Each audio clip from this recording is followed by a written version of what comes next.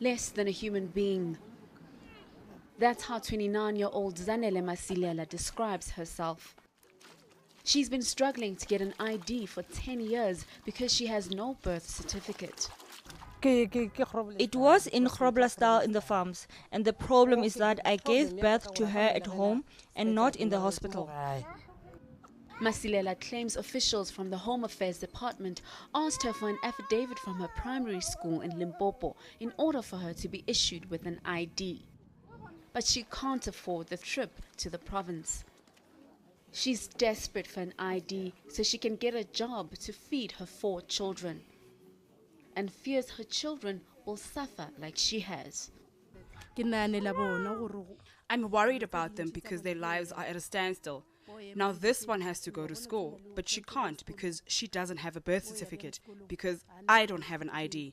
I can't do anything for them without my ID. There's no help. It's hopeless. The Department of Home Affairs says there is hope for people like Zanele Masilela. There are various options for her to confirm her identity, even without a birth certificate.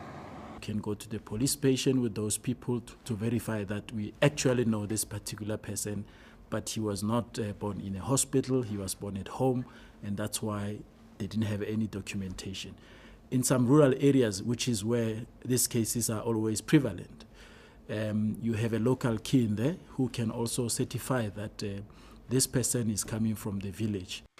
The department says the introduction of the smart card is an opportunity for those who don't have birth certificates to get IDs through the late registration process. Tabang Masanabu, Mamelodi. News that moves. eNCA.com.